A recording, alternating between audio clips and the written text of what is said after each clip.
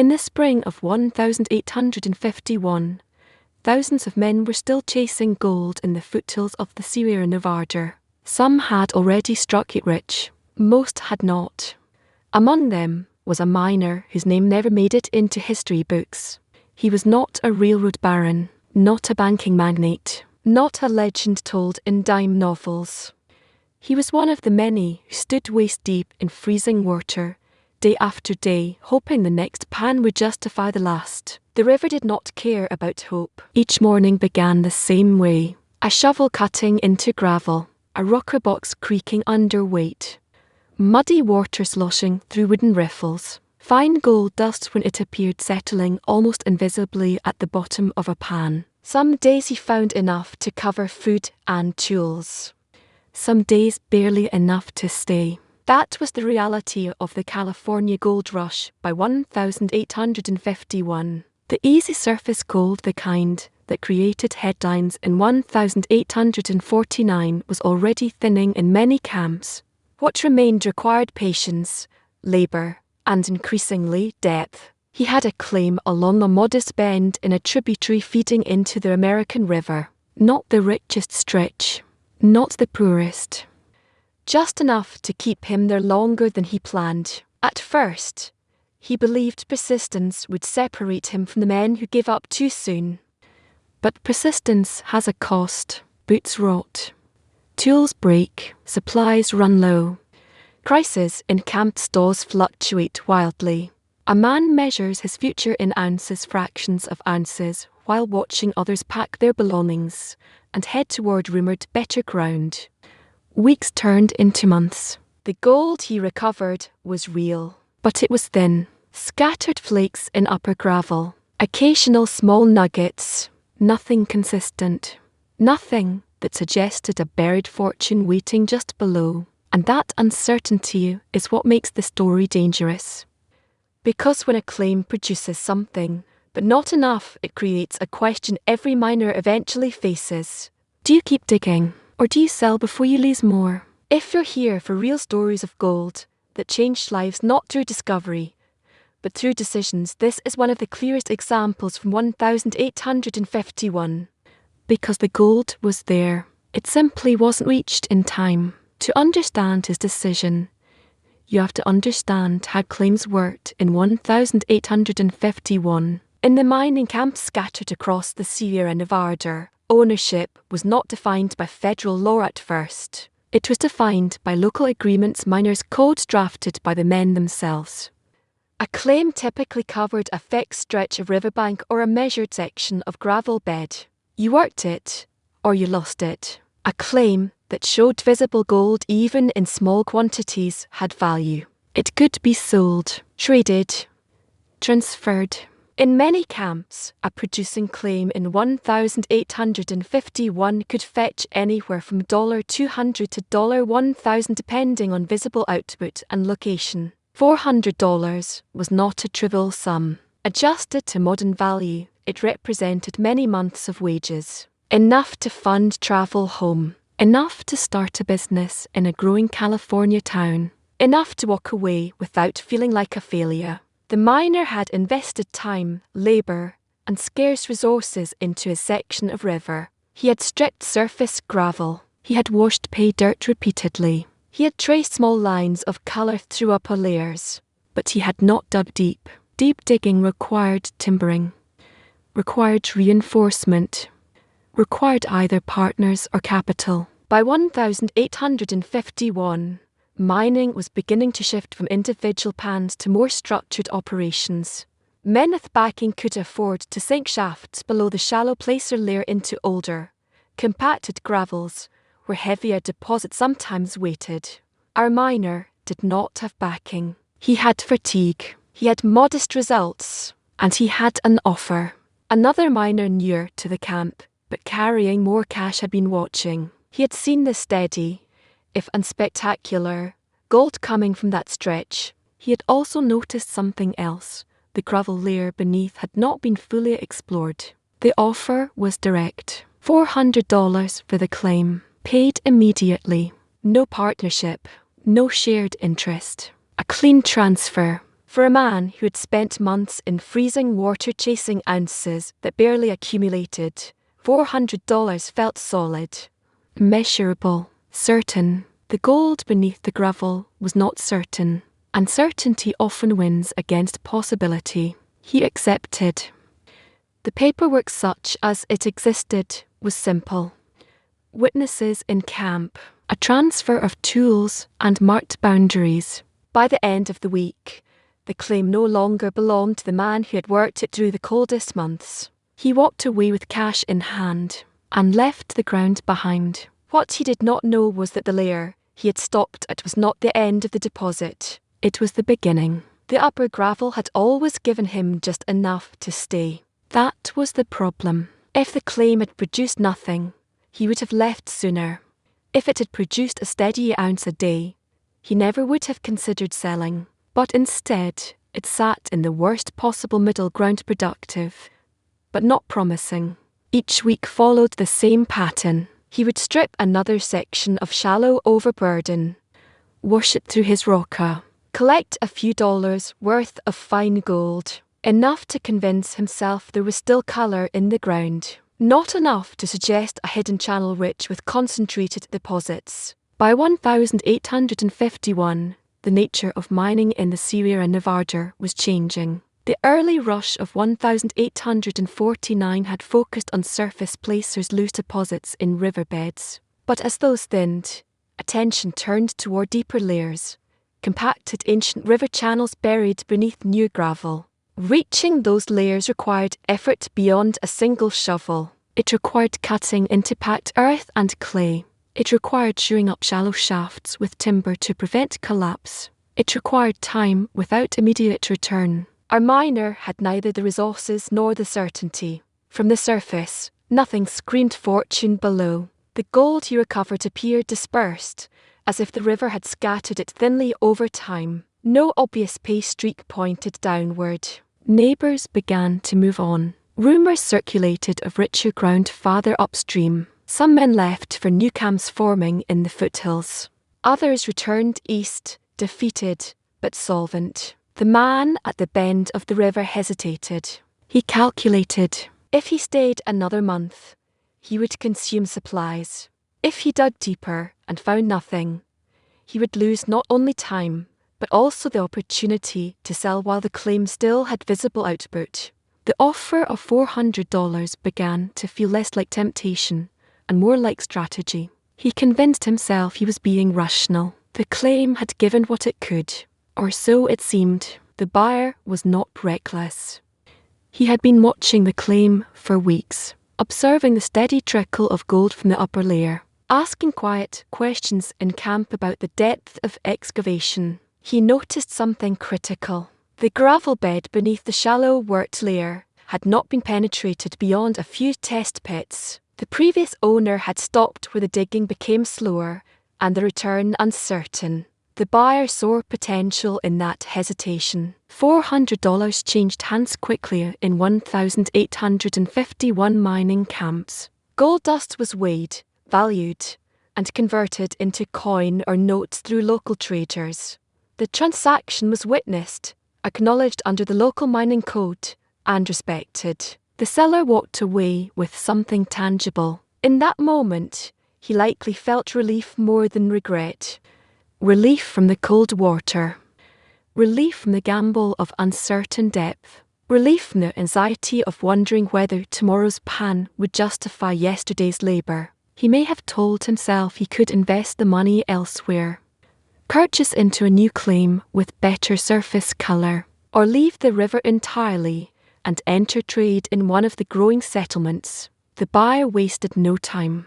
Within days, additional tools appeared on the claim. Timber was hauled in. Instead of widening the surface work, he began to cut downward slowly at first, then with increasing commitment. The first few feet below the worked layer produced little. Then the gravel changed. He encountered a denser band of compacted material, older river deposit, heavier with iron-stained rock, harder to break apart, more resistant to simple washing, and heavier. The first pan taken from that deeper layer did not glitter dramatically. It weighed differently. Instead of scattered flakes, there was concentration, fine gold settling thickly at the bottom, as if the river had once paused there long enough to let the heavier particles drop. The buyer did not announce it immediately. He tested again and again. Each pan from the deeper band yielded more than the surface ever had. Not a single lucky strike. A pattern, the kind of pattern miners dream about. And by the time word began to spread through camp, the former owner was already working elsewhere, unaware that the ground he had abandoned had not been exhausted. It had simply been untouched. The deeper gravel did not reveal itself dramatically. There was no single moment when a massive nugget flashed in the pan and changed everything. Instead, it was consistency that altered the value of the claim. Every load of compacted gravel brought up from below the original working depth that produced measurable, repeatable returns. The gold was finer, but denser, settled along what miners called a pay streak, a narrow band where ancient water flow had concentrated heavier particles over centuries. The buyer understood what that meant. Surface gold can mislead.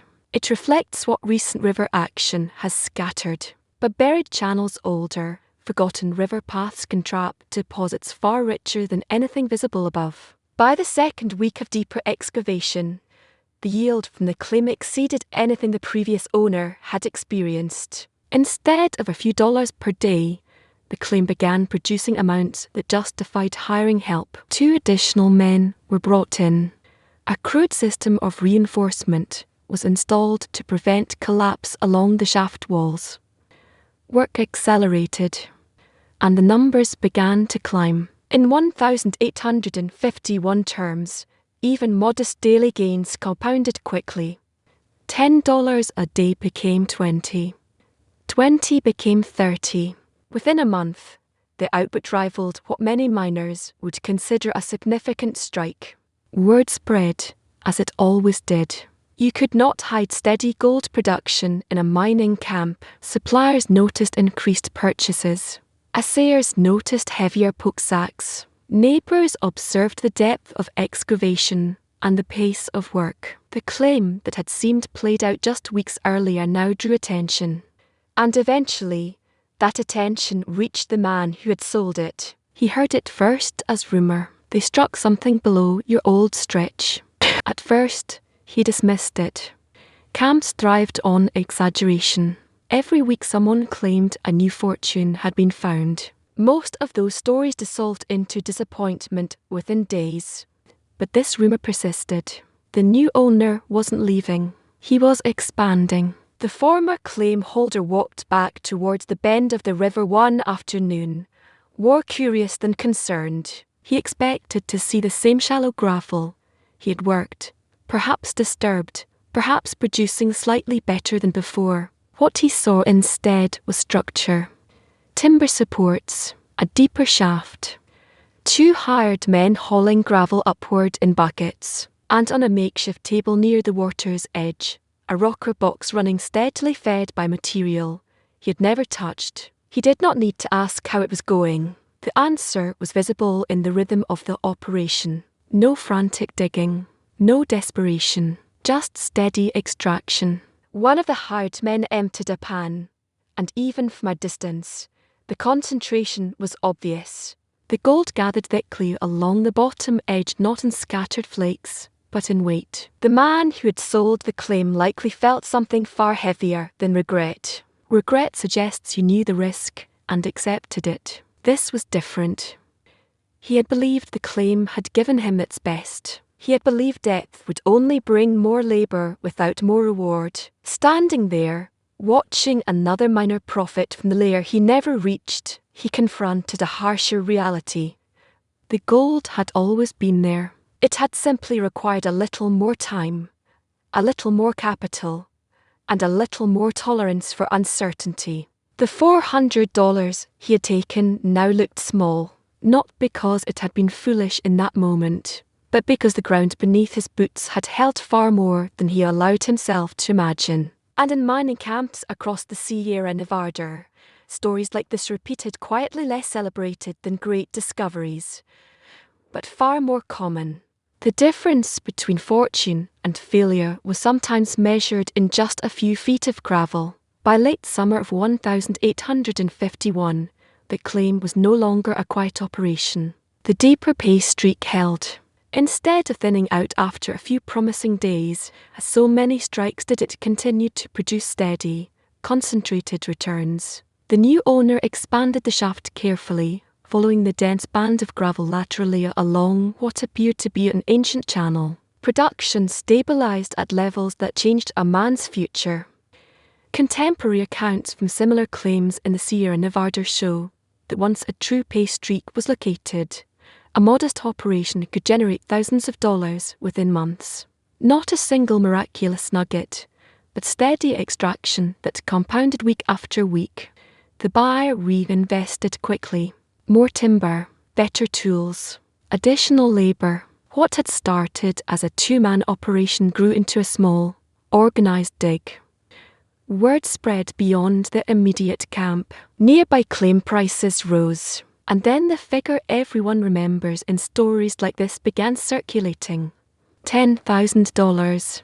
That was the estimated value pulled from the deeper layer within the first major phase of excavation. $10,000 in 1851 was transformative wealth. Enough to purchase land. Enough to enter business. Enough to leave the river permanently and never return. The man who sold the claim had accepted $400. $400 was safety. $10,000 was permanence. The contrast hardened with each passing week. He did not publicly protest. Mining camps ran on accepted rules. A claim sold was a claim transferred. There was no appeal to fairness, no clause for regret. But private thoughts carry more weight than public words. He had not been lazy. He had worked the ground thoroughly, at least to the depth he believed practical. He had not ignored visible signs of wealth. There had been no obvious indicator of a major deposit below. The difference was risk tolerance. The new owner had been willing to invest beyond the point where surface evidence ended. He had been willing to absorb days, perhaps weeks of unproductive digging in pursuit of something unseen. The former owner had chosen certainty. Neither decision was irrational, but only one was rewarded.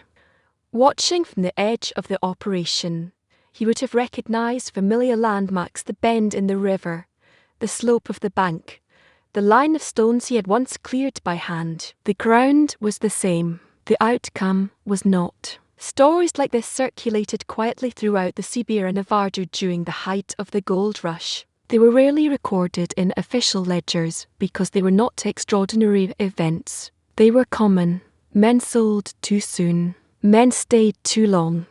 Men dug deeper and found nothing. Men dug 1 foot farther and changed their lives. The former claim holder eventually moved on. Some accounts suggest he joined another camp farther north. Others imply he left mining altogether. What remains certain is this: the fortune extracted from that deeper gravel did not belong to him, and it never would. $10,000 in 1851 was not just a number repeated in camp gossip. It represented scale. To understand the magnitude, consider this. Many miners in the early years of the California gold rush were satisfied if they cleared a few $100s over several months. Wages for laborers elsewhere in the United States often ranged from $1 to $2 per day. $10,000 equaled years of steady work. In modern terms, that sum would translate into hundreds of thousands of dollars depending on how you measure it: purchasing power, wages, or gold value itself. And that was only the early extraction. Pay streaks, once located, often extended laterally. Some narrowed quickly. Others continued for months. We do not have a surviving ledger for this specific claim, but similar documented operations in the Sierra Nevada during 1851-1853 produced cumulative totals far beyond initial estimates. Even if the deeper deposit yielded only the initial $10,000, the contrast remains sharp. $400 in guaranteed cash versus a multi-year producing claim. The former owner had secured certainty. The buyer had secured leverage. The real loss was not just financial, it was strategic. The first miner had proven the claim held gold. He had reduced risk by demonstrating surface production. But he had not captured the upside created by depth. In mining economics, surface extraction often reveals only a fraction of total value. Beneath shallow placer layers can lie ancient channels compressed, heavy, and far richer. The man who sold had done the hardest part, locating a producing stretch of river. The man who bought had done the riskiest part, investing beyond what was visible. And that difference rewrote their outcomes. This story is not about a hidden treasure map. It is about interpretation. When the first miner left, he believed the claim had been largely exhausted. The upper gravel had thinned. The visible return suggested diminishing potential. From his vantage point, the ground had given what it reasonably could. But the ground was not exhausted. It was partially explored. There is a difference. Exhausted ground produces less because value has been removed. Untouched ground produces nothing because value has not yet been reached. The layer beneath his excavation had remained sealed under compacted gravel, silent, indifferent to who owned the surface. In many regions of the Sierra Nevada, entire fortunes were found not in the obvious riverbed, but in ancient channels buried beneath layers of sediment. These deep placers required more capital and patience than early rush miners often possessed. By 1851, mining was transitioning from individual prospecting toward organized, deeper operations. Those who adapted benefited. Those who relied solely on surface signs sometimes stepped away too early. The former claim owner did not fail because there was no gold. He failed because he misjudged how much ground remained between him and it. And that misjudgment is far more common in history than spectacular discoveries. Because the hardest decision in mining was never where to dig. It was when to stop. The miner who sold his claim in 1851 was not foolish. He made a rational choice based on available evidence. He converted uncertain future labour into immediate capital. In a volatile frontier economy, that decision made sense. What he could not measure was depth. He could see what lay in the top few feet of gravel. He could calculate daily yield. He could estimate the cost of continuing. What he could not see was the concentrated band just below the layer he had decided was the end. History rarely records the names of men who sold too soon. It records the names of those who struck rich. But for every celebrated fortune in the Sierra Nevada, there were dozens of quieter stories, claims transferred at the wrong moment, shafts abandoned one layer too early, opportunities exchanged for certainty. The gold did not move. The river did not change course. The only variable was the decision. So here is the question that shaped countless lives during the California gold rush. How long do you keep digging when the evidence is unclear? Because stay too long, and you lose everything chasing nothing. Leave too soon, and you might walk away from a fortune that was only a few feet below your boots. And in 1851, along a quiet bend of a river in the Sierra Nevada, one man learned exactly how narrow that line could be.